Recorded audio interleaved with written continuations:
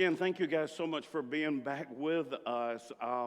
Thank you so much for your generosity. We really, really, really appreciate that because truly without you, none of this could happen. And again, welcome to Resurrection Sunday. I mean, you do realize that without this day, there's no reason for us to even be spending our time together. So thank you for tuning in today. And by the way, thank you for being here today. You are actually in your seats. Some of you are in places where you normally wouldn't sit. The staff got so creative, they took your pictures and they put them in the seats so I wouldn't have to look at an empty auditorium. And they even took some shots of your kids and put them over at KPZ in the chairs over there. So you're in here having Easter service with us. Your kids are over in KPZ being perfect little angels having Easter with us. And you're sitting at home having Easter with us. So we're just having Easter all over the place today. Again, thank you so much for being with us. We really, really, really do appreciate it. And what a weird Easter this is. I was thinking about this today and was actually talking to Sharon. This is the first Easter in known memory that all you ladies didn't get to go out and buy a new Easter outfit. In fact, some of you are mad about that. You didn't get to go get your hair done special. You didn't get to get your nails done or your toes done. You're sitting at home today. And maybe some of you got dressed up to sit home today for Easter Sunday. Maybe some of you are sitting in your best pajamas for Easter Sunday. Maybe some of you are sitting in your worst pajamas for Easter Sunday. Take a picture of yourself. Take a little selfie, whatever. Send it to us on our Facebook page or any way that you contact us. Send it to us. We'd love to see you worshiping at home with us. I just think that would be cool, and it would kind of help my feelings. So again, thank you guys for being here. Let's talk about what this day means. Do you realize that Easter Sunday is the only plausible explanation of why we're all here? See, there are things that we know and that are without a doubt a fact. The fact is, 1 out of every 3 people on the planet today is not just hunkered down because of COVID-19. 1 out of every 3 people on the planet are worshiping a Jewish carpenter. A Jewish carpenter that never traveled very far. A Jewish carpenter that never wrote books. A Jewish carpenter that never wrote songs. A Jewish carpenter who never told his followers to, hey, I'm about to say something really cool. Write this down. He never told them to believe in his theories. He never told them to believe in his parables. He never told them to believe even in his miracles. He said, my miracles will testify of me, but don't believe in me just because of them. In fact, he told his disciples, believe in me. And that was a problem. Because he said he was the center of his own teaching. Jesus was the center of his own theology. And it was okay as long as he was there with them. In fact, one time he was with his guys, and they were at a place called Caesarea Philippi, very beautiful place. And he looked at his disciples and said, who do people say that I am? And they really kind of bragged on him. They said, well, some say that you're this prophet or that prophet. But he looked at them and said, well, who do you say that I am? And Peter, kind of the spokesman for the group, spoke up and said, you're the Christ. You're the Son of the living God. And Jesus didn't rebuke him or put him down. Jesus looked at him and said, you're right. And not only are you right, God told you this. God revealed this to you. And that was great, like I said, as long as he was there with him. But it became a problem when they arrested him. It became a problem when they put him on trial. It became a problem when they beat him. And it became a problem when they nailed him to a tree. And it became a real problem when he obviously died. Because the Son of God can't die. You cannot kill a God. So when he died, no one had faith anymore. The whole Jesus movement died with him. There were no believers when he hollered with a loud voice, "It is finished," and he died. They all left. Some of them went into hiding. Some of them, a day or two later, went to another city. Some of them went back to their old profession. They were fishermen, and they made the journey almost 100 miles down to Galilee and started their own profession back up. There was nobody standing in front of the tomb on that Sunday morning as the sun was coming up 3 days after his crucifixion. No one was standing there waiting for him to come back from the dead. Even though he had told them, they're going to arrest me, they're going to beat me, they're going to crucify me, but in 3 days I will rise. That's amazing to me. They just didn't understand. And they left him. So it has some really bad effects on them. I want to kind of parallel that with what's going on today, because all of this novel coronavirus is having a major effect on everybody. In fact, if you look at it, COVID-19 has killed people. It has stolen from people. Some of them it's stolen their job. Some of them it's stolen their business. Some of them it's stolen their health. And it's destroyed so many people's peace, so many people's tranquility, so many people's security. It's kind of destroyed every bit of that. Sounds like what Jesus told us the enemy would do one day. He said there's a thief, the devil. He's going to come and he's going to kill, he's going to steal, and he's going to destroy. You thought that was talking about your ex-husband or your ex-wife. But look at what's happening today. This whole virus thing comes to steal, kill, and destroy.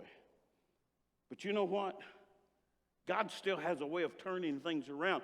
Just like with the disciples, when everything looked horrible, he had a way of turning everything back around. So to illustrate this, I want to tell you the story of Patrick. You know Patrick, but you don't know Patrick. Patrick lived a long time ago, many hundreds of years ago, in England. And as a young lad, he had a pretty normal childhood in England. But back in the day, there were marauders that traveled through the land. In fact, they would even sometimes come by boat. We would call them pirates. And one day, as Patrick was going about his normal everyday business, he heard screams from his village and even screams from his home. And he looked and hears these red-haired, red-eyed men come charging across the field with these gigantic swords. And Patrick is terrified. He's terrified, and they run up to him, and one raises the sword up to take his head off, and one of the guys hollers, "Stop, he's worth something." They took Patrick at 16 years of age. They bound him up, carried him, and threw him on a ship. After several hours, they set out to sea across the English Channel, out into the Atlantic Ocean. Patrick had no way of knowing where they're going. They ended up landing at, of all places, Ireland. And at Ireland, they don't set Patrick free. They don't treat him well. In fact, they put him in a dungeon. And after several days in the dungeon, finally his name is called out, and they bring him out, and somebody takes buckets of water, and they pour on top of him and kind of wipe him off to knock some of the dirt off of him and the filth off of him. And in Patrick's mind, he was probably thinking, man, are they going to let me go? I'm just a kid. But instead, they carry him to the town square and put him on the auction block, and they sell him as a slave.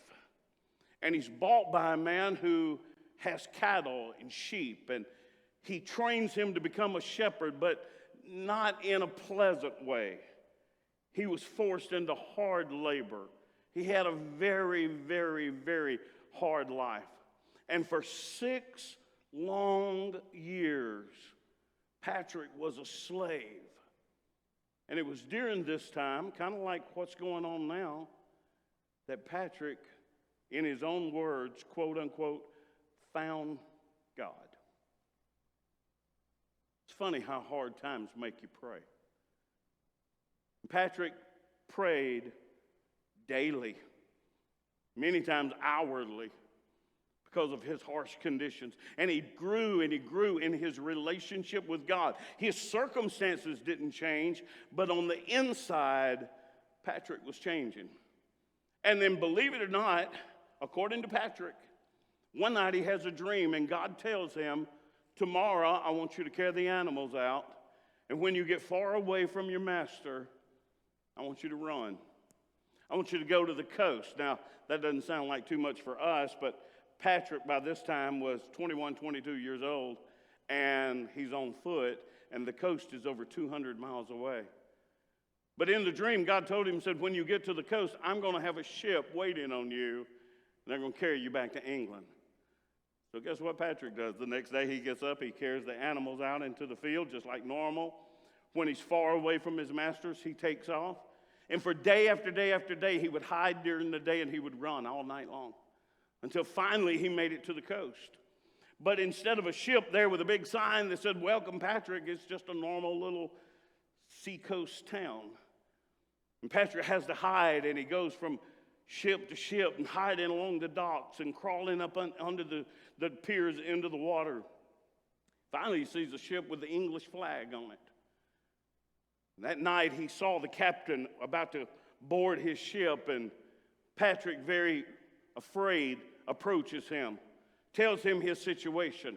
And the captain says, sure, lad, I'll carry you back home. And Patrick is relieved. He puts him on the ship, and everything's fine. They give him food. Then after the ship set sail, they come to him and said, this is not free. Nobody rides for free. And they made him a deckhand, and they put him in the hold where the other slaves were at. Slave trading was very common back then. Patrick didn't understand what was going on. Maybe there was a mistake. After a few days, they arrived back in England, and Patrick's got to have been thinking, man, this is it. I'm finally going to get set free, only to be sold again by the captain, even in his own homeland, as a slave. His family members were gone. There was no mass communication. Nobody knew if they were alive or dead. And here Patrick is sold into slavery again. And for 6 months, he was a slave in his own country. And finally, one night, God says, it's time for you to leave. And told him of a certain town to go to. And Patrick snuck away again, ran away as a slave. But he went to a church where he knew priests studied. They took him in, and he lived there, and he learned the Bible. They taught him to read. They taught him to write. Finally, one day they ordained him after several years. They let him preach sermons. They let him go out to the villages around about and kind of what we would call do revivals. And one night again, God speaks to him in a dream. And this is what God says to Patrick. Patrick, I want you to go to Ireland and preach my gospel. I don't know about you. I know you guys are much more religious than I am. I know you're much more saved than I am. But even in a dream, I would have said, nope, that's not going to happen. First of all, I hate these people. They kept me in slavery for 6 years. I'm not going back to that people. I'm not going back to that island. I'm not going back to that place where I have such horrible memories. Patrick was a godly man who really had a close relationship with God. And so he got up and said, God, if that's where you want me to go, I'll go. You know the only problem? There were no Christians in Ireland. There were the Druids. There was a pagan religion that was predominant throughout the whole island. Patrick shows up, obeying God, has a confrontation with the king, and starts telling the king about this Jesus. The king's ready to kill him. And Patrick starts telling him, listen, I was a slave here. And he told him his whole story. And according to Patrick's own writings, he said when the king, he could tell, was thinking about it, Patrick reached down into a thing of clover and picked up what they call a shamrock. We call it a 3-leaf clover, not a 4-leaf. Patrick looked at him and said, even creation talks about God. Says there's one way, the stem to God the Father, God the Son, God the Holy Spirit. And even though the king didn't become a Christian at that time, he told Patrick to go ahead, that he would not be harassed and he would not be killed. And Patrick won thousands and thousands and thousands of his former masters, Ireland, people of Ireland. He won them to the Lord Jesus Christ. And then on March the 17th, at 76 years of age, Patrick died.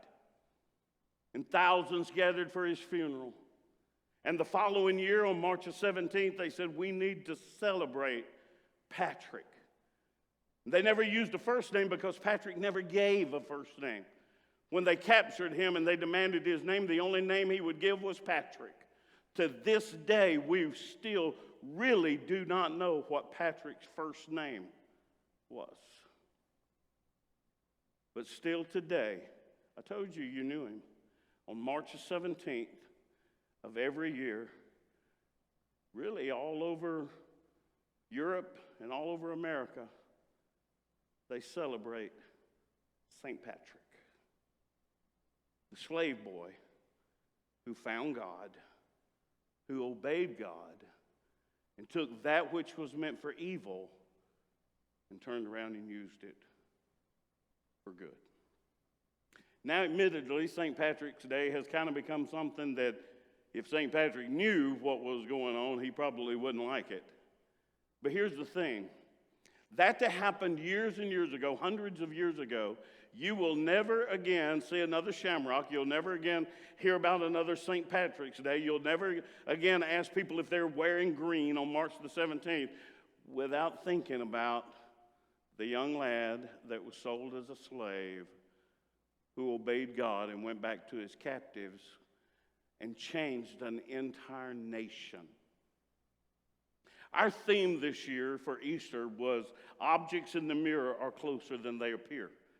You see that all the time. If you drive a car, your right-hand mirror has a little saying down at the bottom that says objects in the mirror are closer than they appear. The reason that is the mirror is curved, and you do not get a true reflection of what's behind you. And actually what you think can be very far behind you can actually be very close to you. From this day forward, the story of Patrick will always be very close to you. You realize for every Christian today, this day is very close to us. What happened with Christ 2,000 years ago is the reason we're here today. It's the reason we're here today not because, again, of what the disciples heard, not even because of the miracles Jesus performed, but they saw him die, and then 3 days later they saw him alive, and for 40 days after that, he walked and talked with them. And so when he went up into heaven, Nero could not get them to shut up. All of Rome could not get them to be quiet, and they kept spreading and spreading, even though they didn't have what we would call a Bible for almost 400 years after Jesus was crucified. That tiny band of people today has turned into 1 out of every 3 people on the planet. So the events that happened a long time ago are very near to us today. And just like back then, and just like with Patrick, God took what the devil meant for evil. The devil meant to shut Jesus up and thought I'd kill him, and that'd be the end of it. And look at the good that came out of that. We find this whole teaching in Genesis chapter 50, when some brothers, just like Patrick, sold their brother into slavery. And years go by, over 20 years goes by, and this brother rises to prominence in the land, and a famine hit the land where his brothers live, and they come to him for help, and he reveals himself to them. And instead of getting even with them, he looks at them, and in Genesis 50, verse 20, he says, you intended to harm me. You tried to hurt me. But God intended it for good to accomplish what is now being done. Can I tell you something today? I'm going to show you here in just a minute. God didn't bring the coronavirus, but he's using it for his own good and for his own glory. And I promise you things are going to turn around. Now, I know today that everything seems to be for your harm. But let me promise you, Paul echoed that in Romans 8:28. We know that all things work together for good of those who love God and for those who are the called according to his purpose. But the truth is, just looking around today, many times everything kind of look kind of bleak. But I want to show you very quickly some of the people from this church. We just took about 3 couples from this church, and I want to show you how their life looked bleak and how they seemed to be without hope. Watch this.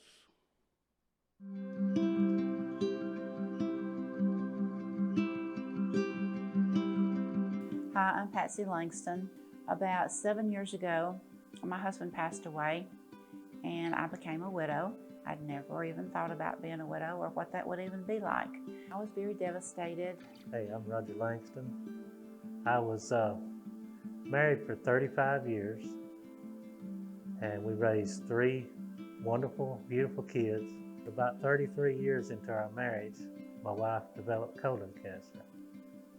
And after over 50 chemo treatments at UAB in Birmingham, she passed away. When my husband passed away, I got really involved in Cornerstone. I had been coming here a few months before that, so I started volunteering at Manor House, staying really busy working at in the church office. And God was working with me. He was letting me know that eventually there would be a time when I needed to get baptized and officially start my life over. Hi, I'm Byron Walker. My wife and I decided to start a family. In July of 2017, we did get pregnant. We went to the doctor, everything was good. He said we were pregnant, we were excited. Shortly after that visit, my wife started having excruciating pain. So I took her to the emergency room. And unfortunately, Byron and Tamika had a miscarriage. 2019, first fruits they was having first fruits here at Cornerstone, and my wife and I were in service, and we were listening to all the testimonials. The pastor was talking about first fruits and sowing seeds, and it was one testimony that really stuck out to us. All the things they were going through with trying to have their baby girl. Their testimony really touched us. It hit home. I can remember watching it on the big screen. It was kind of hard for me to fight back tears because I was hurting for my wife and I was hurting for myself. But after listening to their testimony and with continuous our beliefs in God, we kept believing in God. After hearing the testimony of a church friend that had given a first fruits offering, believing for their miracle, Byron and Tamika were inspired to do the same and sowed a seed. My wife got pregnant again.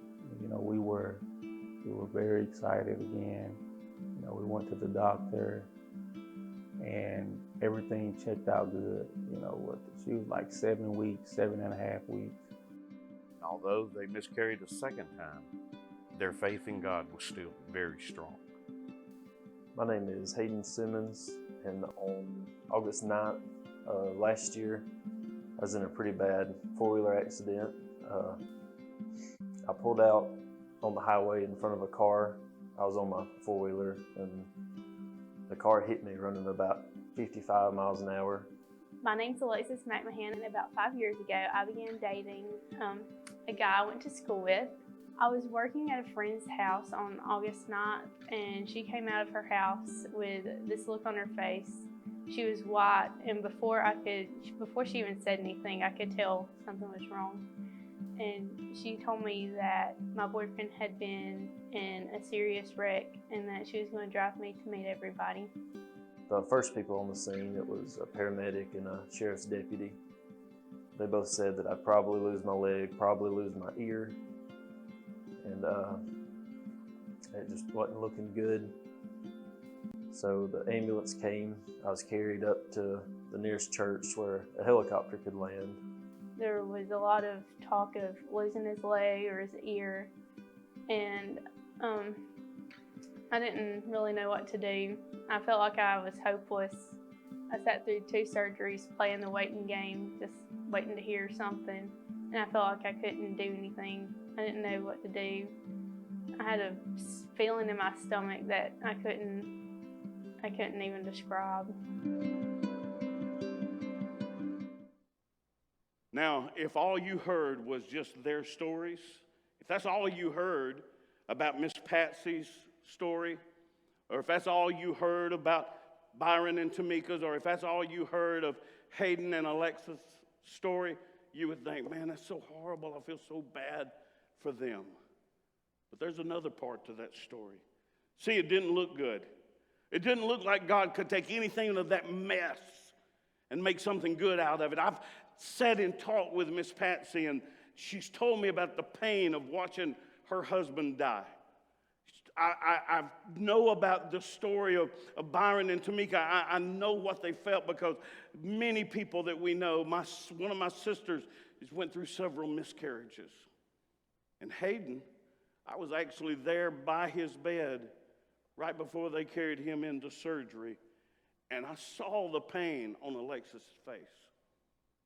I looked at the mom and dad and all the family gathered around, and all of them wondering, how's anything good going to come out of this? Kind of the same way it didn't look good for the disciples, like I said, when they arrested him. Didn't look good to his mom when she watched her son being beaten. It looked so bad that the disciples lost their faith. But everything was going to turn around. All they had to do was wait, because Sunday morning was coming. Can I look into this camera right here and tell you today, on Easter Sunday morning, I've been praying all day that today would begin a turnaround. I'd love for it to be a turnaround in this nation, but God's got that time clock. But it can be a turnaround in your life.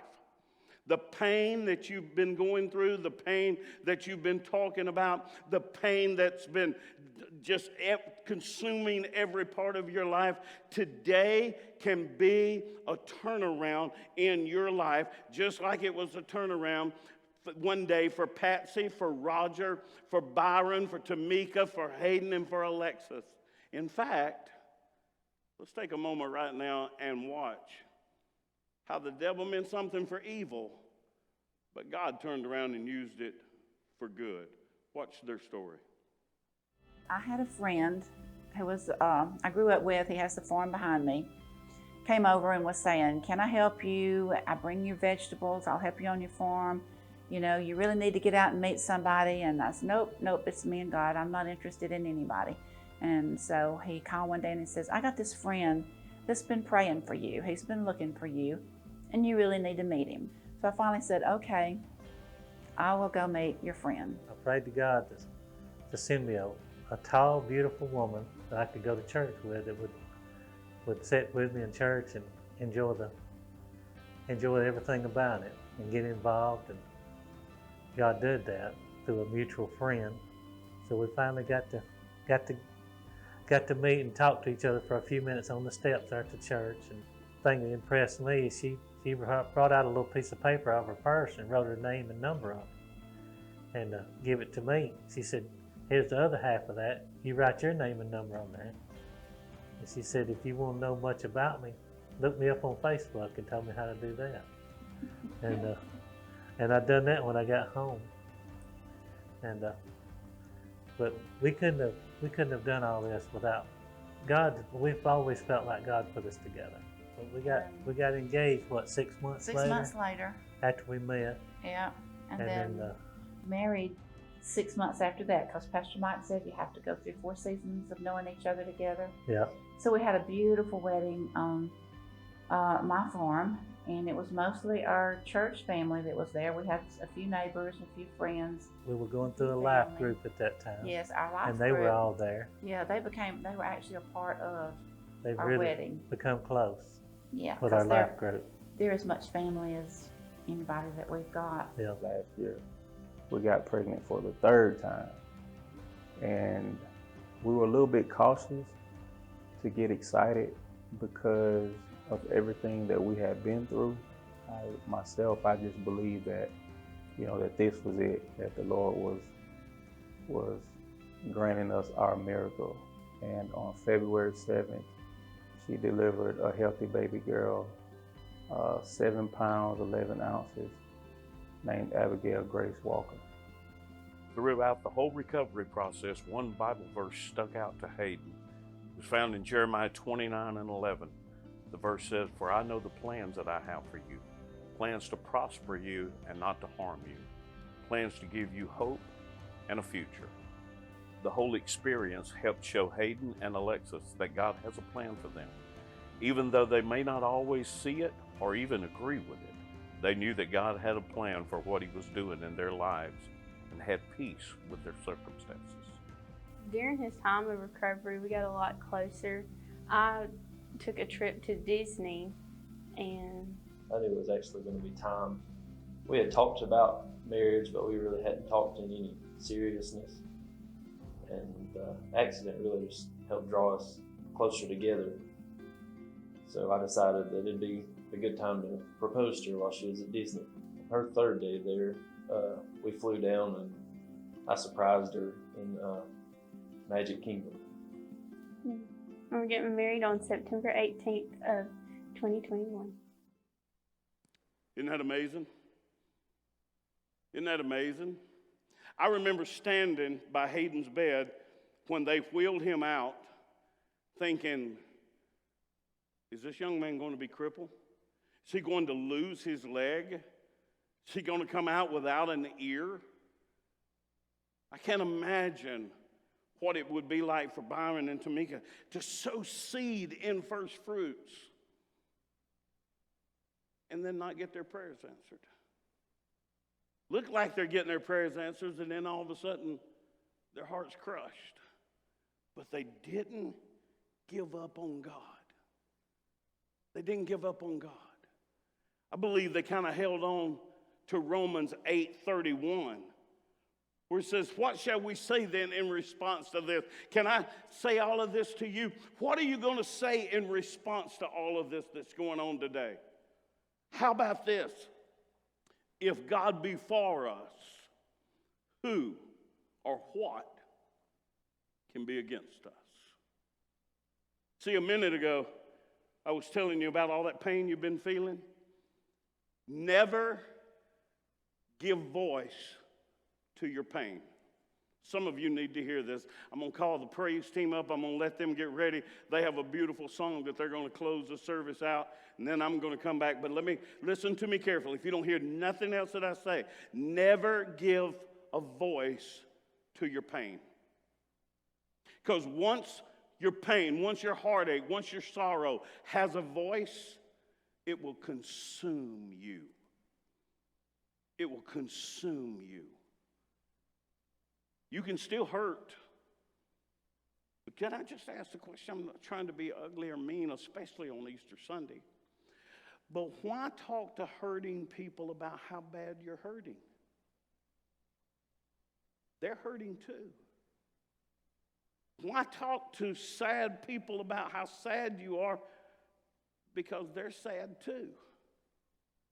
Why give voice to that which has no life? Because once you give it voice, it creates life in that pain. Or you can give hope a voice. Hope is even in the middle of pain, my voice can say, God will cause all things to work together for my good. Even in the midst of sorrow, voice can say, all things will work together. And if God be for me, who can be against me? That God is my protector. God said that he would never leave me and never forsake me. It came out of the mouth of Jesus that he'll never leave me or forsake me. So I'm going to give voice to my hope. I'm going to give voice to my faith. I'm going to give voice to the Word of God.